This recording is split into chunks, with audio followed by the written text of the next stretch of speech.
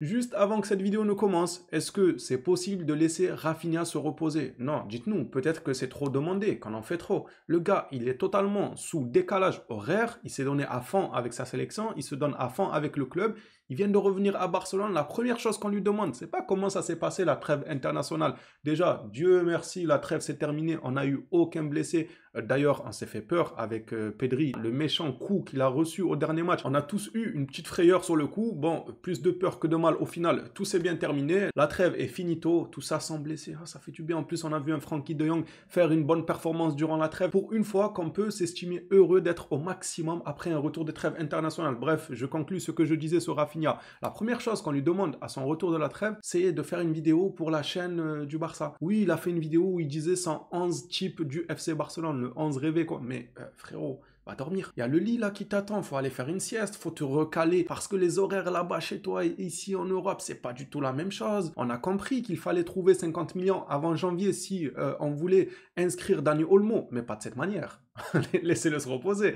Bref, les Blaugrana, trêve de bavardage. Bienvenue dans cette nouvelle vidéo actualité qui, je l'espère, vous plaira. N'hésitez pas à soutenir la chaîne avec un petit abonnement, un petit like, ça fait toujours plaisir. Un énorme merci à ceux qui le feront. Ceci dit, rentrant dans cette vidéo actualité. On commence par quelque chose qui nous est très familier, les gars. Ouais, voir des jeunes du Barça élus meilleur joueur du mois, remporter tel ou tel trophée, on devient clairement habitué à ça. Casado fait bel et bien partie de la liste des joueurs nominés pour le prix du jeune joueur du mois. Alors, il ne l'a pas encore gagné officiellement, même si officieusement, en vrai, il mériterait largement de gagner ce trophée de jeune joueur du mois en Liga. Maintenant, à voir si il le gagnera ou ça sera un autre jeune parmi ces joueurs-là. On voit sur l'affiche aussi Vitor Roque. Ça fait plaisir. Franchement, ça fait plaisir de le voir là. Bon, je pense pas que ce sera lui le gagnant. S'il est, tant mieux pour lui. Il est évident qu'en tant que Blaugrana, on aimerait tous que ce soit Casado. Si c'est Vitor Roque, je suis pas déçu. Si c'est quelqu'un d'autre des trois autres joueurs, je serai déçu. Là, ma déception commencera à se voir. En parlant d'habitude, on est aussi habitué à dominer chaque catégorie, des plus jeunes aux seniors. Chez les grands, là, on a Dani Olmo qui est nommé parmi les meilleurs joueurs du mois. Et pour être honnête, on aurait même pu voir d'autres joueurs du Barça être nominés parmi les grands joueurs, ceux qui ne sont plus considérés comme vraiment jeunes, comme on l'a vu juste avant avec Casado. Olmo est lui aussi nominé pour le prix du joueur du mois de la Liga. On le voit à côté de Kubo, excellent joueur. Kubo a une finesse technique. Quand on est fan de football, on peut que apprécier le joueur. On a Vinicius dans cette liste-là, ainsi que deux autres joueurs. Je vous ferai passer évidemment les gagnants de ces trophées sur la chaîne au moment venu. Du côté Mercato, FF Polo nous rapporte que Barcelone surveille Jonathan David. Le club est conscient de son rêve de venir. C'est la moindre des choses de le surveiller. Moi, je dis sautez-lui dessus. Jetez-vous sur le dossier, mais il n'y a aucun risque à prendre. Le gars, il va venir gratuit. Bon, on parle d'un salaire assez élevé. Ça se négocie. Quand le joueur, c'est son rêve de venir chez toi, tu es en position de force pour négocier. Tu lui expliques que les temps sont durs. Toi, tu rêves de jouer pour le club. On verra après ton salaire, il progressera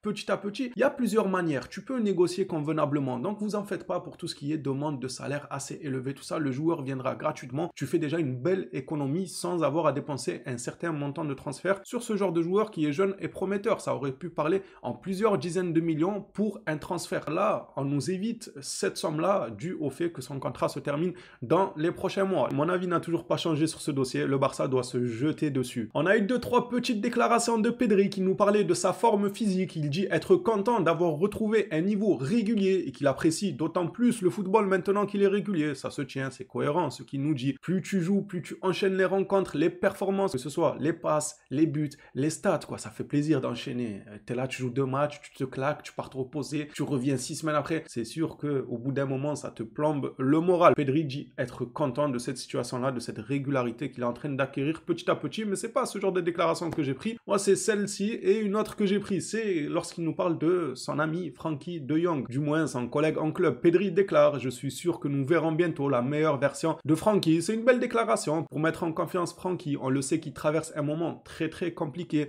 de par le blocage qu'il a eu suite aux nombreuses blessures qu'il a cumulées ces dernières saisons. Il a un peu peur d'aller au contact. Lui-même l'a dit qu'il avait une certaine crainte de rechuter. C'est bien, c'est un message de soutien. Pedri est passé par là, ces moments de blessure là où tout s'enchaîne pas comme on le veut. Je tenais quand même à vous partager ce message de soutien camouflé de Pedri, car en lui disant ça, il essaye de le mettre un maximum en confiance, en lui disant, nous, on compte sur toi et on le sait que tu vas revenir au top. C'est ce qu'on espère tous pour ce retour de trêve. Et si je vous disais que Casado était surnommé le Pitbull, je trouve que c'est bien trouvé, hein. Franchement, chapeau pour ce surnom-là. Pedri déclare au sujet de Casado, je l'apprécie beaucoup, je l'appelle le Pitbull car il appuie toujours comme une bête pour récupérer le ballon. C'est un joueur qui m'a beaucoup surpris. Autant vous dire que le joueur porte super bien son nom. On l'a vu durant la trêve internationale, c'est n'importe quoi. Non, c'est n'importe quoi. Lui, c'est un catégorie 1. C'est réellement un Pitbull, Rottweiler, toute cette catégorie-là où lorsqu'il te chope, t'es dans de beaux draps. Ça y est, lorsqu'il te chope, t'es finito.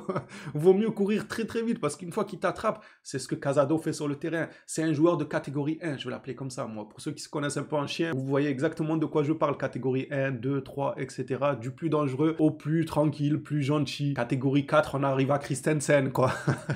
Ah, il est gentil, Christensen, il est super sympa. Non, en vrai, il porte super bien son nom. C'est le Pitbull Casado. Donc, c'est maintenant que la communauté Blaugrana va l'appeler certainement aussi, tout comme Pedri. Pour terminer cette vidéo actualité, je vais m'attarder un tout petit peu, vraiment quelques minutes, sur le 11 type de Rafinha. S'il vous plaît, déjà, regardez le screen.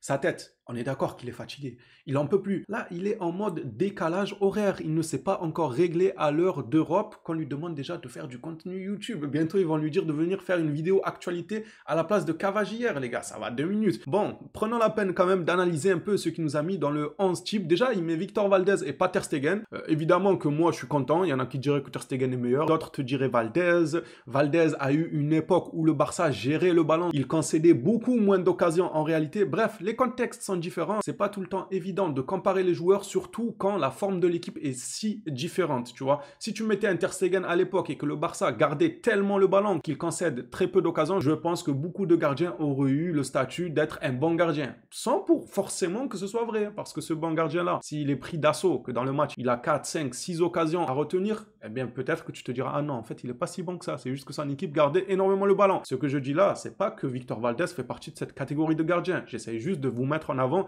qu'il y a plusieurs contextes différents. Chacun doit rester à son époque. Moi, je suis d'accord avec le choix de Rafinha. Si je devais en choisir un, donc sur ce choix-là, je suis d'accord. Quoique j'hésite avec Pinto. C'est le gars qui, oui, Pinto.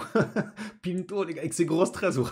Il est devenu un prof de Zumba, lui, entre-temps. C'est vrai, en plus, je rigole même pas. Il est devenu prof de danse. Valdez, moi, ça me va. Jordi Alba, j'ai vu qu'il y en avait certains qui n'étaient pas forcément d'accord. Les gars, s'il vous plaît, respectez Jordi Alba. Sinon, on va pas s'entendre. Oui, j'ai eu un agenda sur Jordi Alba en fin de carrière. Fin de carrière, il est là-bas, là, aux USA. En fin de carrière du côté du Barça. Oui, j'avais un agenda parce que je trouvais qu'il était en train de ternir son image. Tout ce qu'il a construit, il était en train de le déconstruire, il était en train de le détruire petit à petit en ne voulant pas céder sa place lorsque l'équipe avait du mal à tourner. Le fait que les dernières saisons fut très compliqué avec nous, ça n'efface pas qu'avant il était excellent. Non, avant il était excellent, Jordi Alba, s'il vous plaît. Il est loin d'être ridicule, il fait partie des meilleurs à son poste. Il est très bon, Jordi Alba. C'est un excellent défenseur gauche. Donc quand je vois qu'il y en a certains, ils se questionnent sur Jordi Alba dans ce 11, bah franchement, moi je me questionne sur vous. Et pourtant, c'est quelqu'un qui avait un agenda lors des dernières saisons de Jordi Alba. Je ne pouvais plus me le voir à plusieurs reprises sur un terrain de football. J'ai pas du mal à l'admettre, mais c'est pas pour autant que je vais cracher sur tout ce qu'il a apporté, tout ce qu'il a fait durant sa carrière. Il a été excellent. Gérard Piqué, un peu pareil. Il a terni ses dernières saisons du côté du Barça, mais ça n'enlève en rien le fait qu'il a énormément apporté. Il a fait partie